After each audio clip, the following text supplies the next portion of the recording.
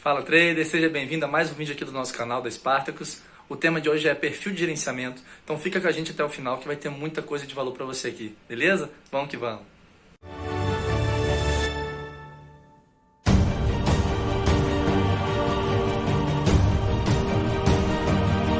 A minha missão com esse vídeo é que você saia daqui tendo total clareza de qual perfil de gerenciamento você deve seguir. Só tendo isso muito claro que você vai ser capaz de alcançar a tão sonhada consistência, que é o que todos nós queremos. A consistência ela é regida pelos três pilares principais, o psicológico, o operacional e o gerenciamento. E o assunto de hoje vai estar abordando um ponto de interseção desses dois primeiros pilares, o psicológico e o gerenciamento. Então, só para contextualizar e dar início aqui ao nosso vídeo, eu queria falar um pouco das corretoras de valores. Mas não são essas corretoras de opções binárias, não. São as corretoras para você operar no mercado brasileiro mesmo. Por exemplo, a Rico, a XP, a Clear, a Toro, Modal Mais e Insinvest. Qual que é a função dessas corretoras? Elas auxiliam o sistema nacional financeiro, elas intermediam as transações de compra e venda das ações ou qualquer outro título financeiro. E a corretora, ela trata o seu dinheiro com total profissionalismo. A intenção dela é que seu dinheiro renda frutos, até porque lá no futuro ela vai tirar algumas taxas dos seus rendimentos. Mas por que a gente está falando disso? Quando você vai abrir uma conta numa corretora, a primeira coisa que você precisa fazer, você passa por um teste, uma avaliação de perfil. É um questionáriozinho que você tem que responder algumas perguntas e a partir dessas perguntas, ela te traz um perfil de investidor. Qual que é o seu perfil como investidor? E aí, geralmente, está limitado entre conservador, moderado e agressivo. O cara conservador é um que tem preferência por renda fixa, ele prefere a segurança, ele busca preservar o seu patrimônio. O cara moderado já é a pessoa mais versátil, ela gosta da segurança, mas até assume alguns riscos, suporta pequenas perdas.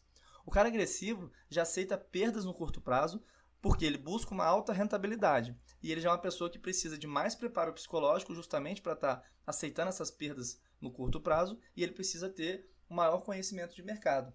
Inclusive, agora que a gente está falando de corretoras, é interessante que todos vocês agora que estão ingressando ou já estão no mercado de opções binárias, no day trade, possuam uma conta numa corretora para poder começar a fazer os seus investimentos. Porque só assim vocês vão conseguir estar fazendo a construção do patrimônio de vocês.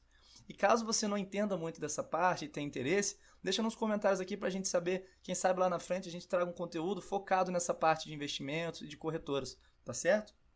Então vamos seguir aqui. Uma vez que você é um trader, assim como uma corretora te traz o perfil de investidor, você precisa entender que existem diferentes tipos de traders também. E essa diferença ela está diretamente relacionada com o tipo de gerenciamento que você segue, quais são as metas, quais são os alvos que você coloca para você mesmo. Então, falando desses perfis de gerenciamento, eles são bem parecidos. Se existe o perfil conservador, o moderado, o agressivo e o super agressivo. E eles estão diretamente relacionados com as metas de ganho. Então você pode perceber que o cara conservador ele busca uma meta diária de até 3% da banca. O moderado busca 6% da banca. O agressivo até 15% da banca. E o super agressivo é mais do que 15% da banca. Geralmente esse cara super agressivo ele já é um trader muito consistente, que já está no mercado há muito tempo, tem bastante conhecimento. Ele opera mais pesado e lá no final do mês, vamos supor que a meta dele era chegar a 10 mil reais de lucro, ele chega com 12, 13 mil. Então ele tem uma outra conta na corretora, né? Ou então ele até usa a mesma, só que ele pega esse lucro e tenta alavancar. Então ele pega os 3 mil reais e tenta fazer virar 10, virar 20, porque ele entra com a mão toda, divide em duas e vai tentando fazer soros, então é só para exemplificar, tá? O super agressivo. O gerenciamento a ser seguido ele precisa ser equivalente à sua experiência no mercado. Então, aqui começa. Vocês têm que ter clareza no seguinte. Você não é uma questão pessoal. Você não vai bater no seu peito e falar, não, eu sou uma pessoa agressivona, então eu vou puxar aí mais ou menos, vou tentar fazer 15% ao dia. Não. O seu gerenciamento, ele está primeiramente ligado com a experiência que você tem no mercado, com o seu conhecimento. Então, para você sair do conservador e ir para o moderado, você precisa passar por um processo de evolução. Você precisa ter tempo de tela. Qual perfil de gerenciamento eu devo escolher então? Então agora você já sabe quais são as classes aí, né, de gerenciamento. Vamos pegar um exemplo de uma banca de R$1.000. Então, como a gente já viu as porcentagens, a pessoa que é conservadora, ela vai estar com uma meta de R$30. O moderado com uma meta de 60, o agressivo com uma meta de 150 e o super agressivo, que é mais de 15, vamos colocar aí 25%, vai buscar R$250. Então, a primeira dica que eu dou, logo de cara, tenham sempre o seu stop loss, o seu limite de perdas, sendo a metade da sua meta, do seu stop gain. Então, no caso aqui do lado esquerdo agora, nós temos todos os stop gains, né, desses perfis. Então, o cara que tem o perfil conservador e vai buscar R$ 30 no dia, ele vai ter que ter um stop loss de 15. E assim por diante. 30, 75 e 125 no caso do super agressivo. E esse é o ponto. Você está preparado para lidar com esses valores? Você falou para mim que vai bater no peito e falar, não, eu sou agressivo, eu vou buscar 15% ao dia. Beleza, você está preparado para poder assumir uma perda de R$ 75 todos os dias? Entendeu? Aí que começa o segundo passo de definir o seu perfil. O primeiro é a sua experiência no mercado. O segundo é o quanto você está disposto a perder. Eu sei que todo mundo quer viver do mercado. Entendeu? Eu sei que todo mundo quer ter lucros astronômicos, mas você precisa passar, como eu já disse, por aquele seu processo de evolução. Quase todas as profissões é preciso avançar um degrau por vez. Vamos pegar o exemplo do engenheiro. Ele estuda 5 anos na faculdade, se tudo der certo na vida dele, né? Ele estuda 5 anos, ele faz um estágio, ele é efetivado na empresa, nem sempre como engenheiro, às vezes como analista, para depois subir para engenheiro e ir subindo na carreira. O médico é a mesma coisa. O estudante de medicina não entra no hospital e já sai fazer uma cirurgia de crânio. Um advogado não está na faculdade já defendendo casos importantes. Passa por um processo evolutivo natural e obrigatório, muitas vezes. Só que no universo do day trade, as pessoas elas tentam começar de cima, elas tentam pular algumas etapas. E aí, meu filho, nessa de ficar tentando pular etapa, é aí que muitos escorregam. Não adianta você querer dar um passo maior que a perna.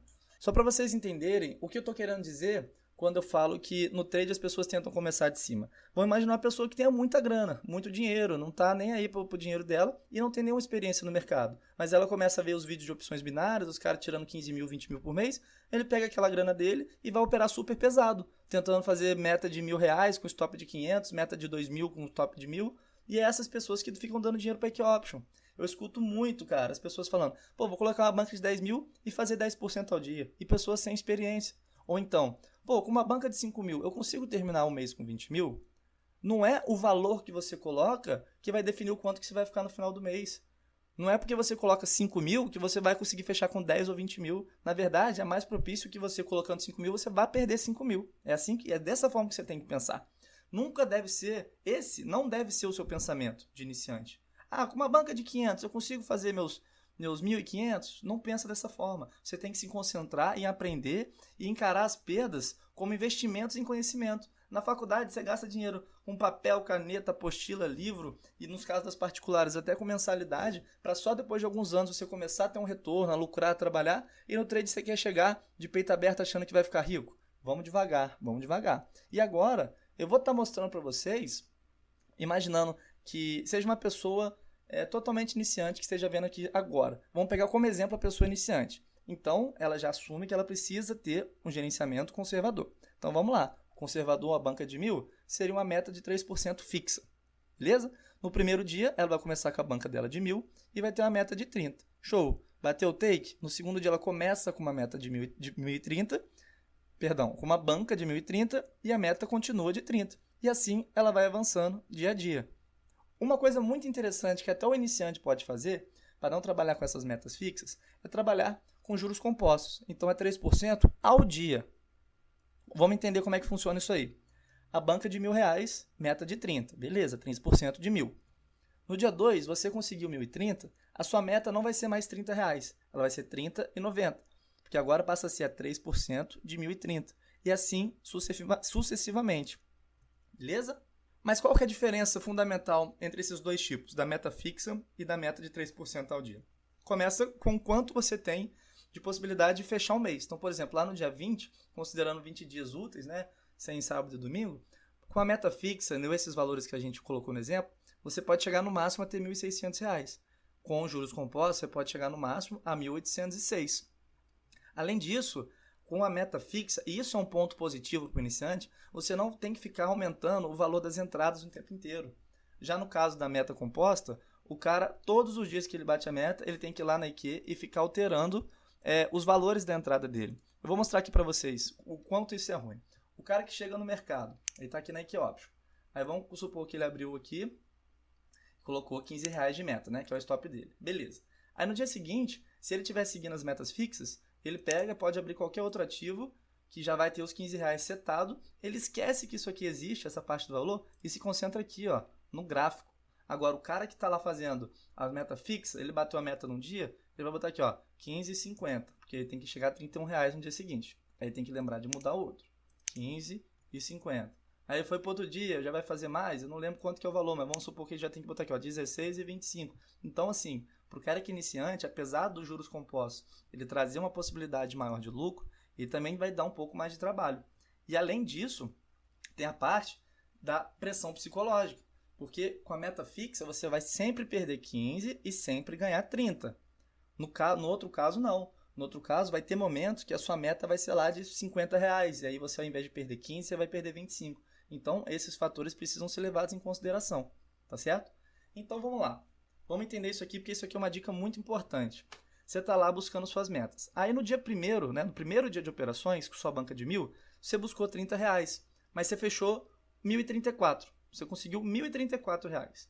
Uma coisa muito legal de fazer é você pegar esses R$4 e fazer operações tentando já buscar a meta do próximo dia, que seria de 1.060. Isso é muito legal. Só que aí, no caso de você perder, você volta para os seus 1.030 e protege seu capital. Não fica tentando recuperar esses R$4 não. Você lucrou mais, tentou subir, não conseguiu. Agora eu vou imaginar que você consiga. Você vai lá para os seus R$1.060. Show? Já tenta buscar a próxima meta de 1.090 e pega um valor maior, por exemplo, R$10. Já tenta buscar a meta do próximo dia. No caso de você perder os R$10, você está com 1.050. Mas opa, eu posso então estar operando até voltar para o 1.030, porque vou proteger meu capital com a meta daquele dia batido. Mas aí não, né? Porque como sua meta do dia seguinte já é 1.060 e você está com 1.050, não vale a pena você ficar tentando gastar R$20 tentando conseguir mais 10. Para por aí, você já tentou, você já está um pouco maior. Lembra que você está no primeiro dia de operações ainda, beleza? Conforme você vai conseguindo criar essa consistência de pensamento, essa forma madura de agir, você vai ver que a sensação de vitória vai ser muito mais prazerosa. É muito legal vocês trabalharem dessa forma. Só que agora que vem um ponto.